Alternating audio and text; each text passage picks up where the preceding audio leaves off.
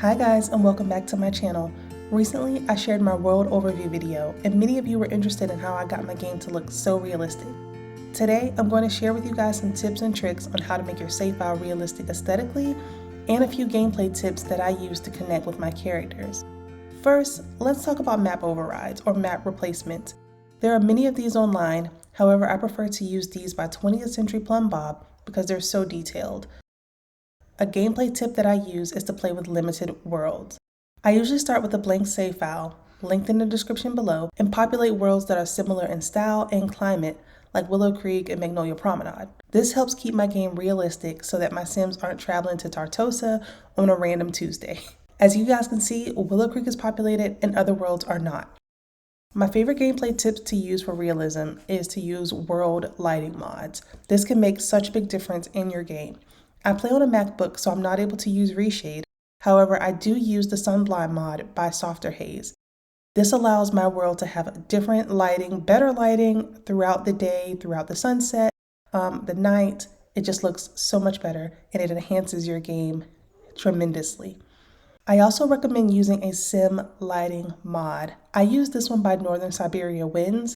It basically makes your sim brighter and they kind of appear how they do in CAS. So you're able to see more details on your sim.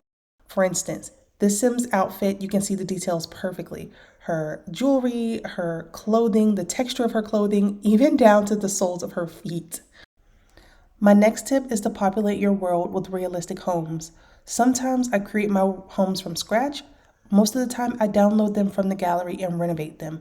Some of my favorite gallery creators include Simlicy. I think she does a great job at creating realistic homes with garages and driveways, and they're always beautiful. Floral Sims is a new creator, but I love her style so much. And Mel Castro, she also does a great job at creating suburban builds. My next tip is to add as many realistic details as you can, using items such as bicycles, same colored mailboxes, gutter systems on the house, satellite dishes on top of the house. All of these things can make your home feel so realistic and so lived in. One of my favorite things to do is to add cars to the street using the tool command. At first, the tool command was very daunting for me, but then I learned how to do it. So what you do is select your car, place it in the direction that you want it to face, and then open up the tool command using the Shift-T buttons. Then you'll select move, and then you'll select the car, and then you'll just select the area where you want it to go. So we'll put it right here on the street. And boom, there you have it, a car on the street. Next, I want to talk about community lots. So for community lots, I love to make sure that they're populated with activities for all ages. I also make sure to add a lot of debug items like these trash details. I love adding dumpsters. I love adding trees. I love adding bicycles. And most importantly, I love adding parking lots. I know that The Sims 4 doesn't have cars, but there's something about adding cars that really make the world stand out. Now, let's focus on Townies. I used the No Random Townies mod linked in the description to completely stop the game from generating those wild townies. I prefer to have my Sims walking around from my gallery, and I think it just looks a little bit more realistic.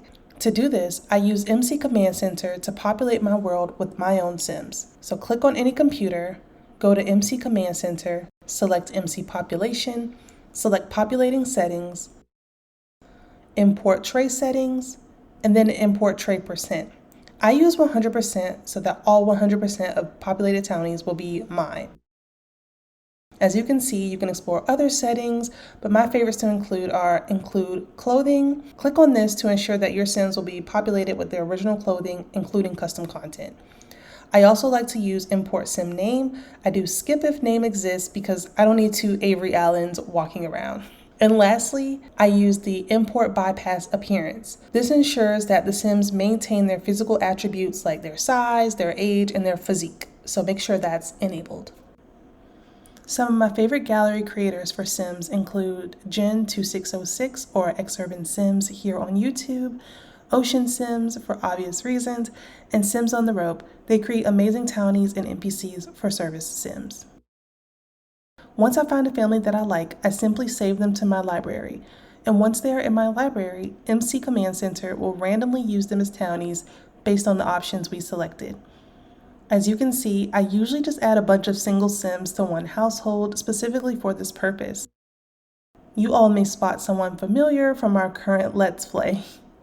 The easiest way to create a household full of Townies is from Create a Sim. In Cast, simply select Add a Sim from the gallery, and then select the sim that you would like to add as a potential Townie. I like Mora, so I'm going to merge her with our household.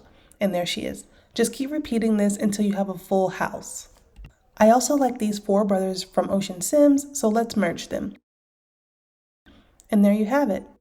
From here, I usually give Sims makeovers just to add my own style and my own custom content.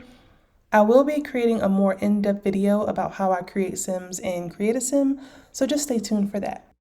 Next, I want to talk about family relationships. It's very rare that I start a game with one singular Sim.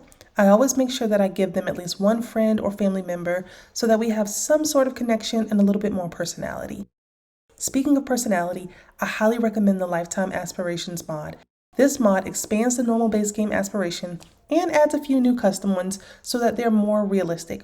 For example, if your sim wants a big happy family, they will actually aspire to have 6 grandkids. Or if your sim wants to be fabulously wealthy, they will aspire to earn at least $300,000. Similar to Aspirations, I always give my sims realistic, normal careers. How often will you meet an astronaut at the bar? And if you have, comment that down below. But most of my sims are doctors, lawyers, engineers, teachers, and some of them even have part-time jobs. My next gameplay tip is to use the club system from the Get Together expansion pack to create unique friend groups. So this helps connect like-minded sims that have a lot in common. So if your sims don't have any friends or family, or you just don't feel like creating any, this is a great way to find some. So for example, our teen Every here is creating a group specifically for teens called the Group Chat. I highly recommend using the More Club Icons mod to add more cute icons to your game. The icons also help give me inspiration to create many different clubs that I probably wouldn't have thought of. And she's purposely leaving her brother out of this group. Oh my gosh. This allows your sims to have some connections and friendships in their relationship panels. Of course, they won't have a lot of relationship, but that's something that you can expand on. Now let's talk about social events, because now that your sims have friends and family, it's time to get together. I love using the calendar system to schedule different social events. Some of my favorite social events are custom and they'll be linked down below, but you guys know my favorite, the family barbecue.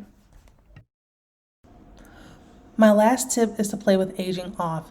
In fact, I use a mod to age sims by their age group. I prefer all of my sims to age gracefully with other sims in their age group. This mod allows you to enter a cheat command similar to other cheats in The Sims 4.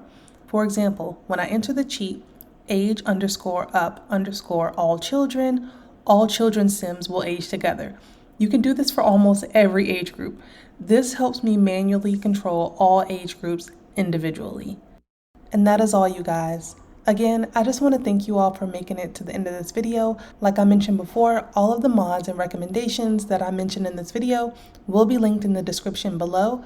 If you like this video, please make sure to give it a like, a comment, and subscribe, and I'll see you guys in the next one. Bye, guys.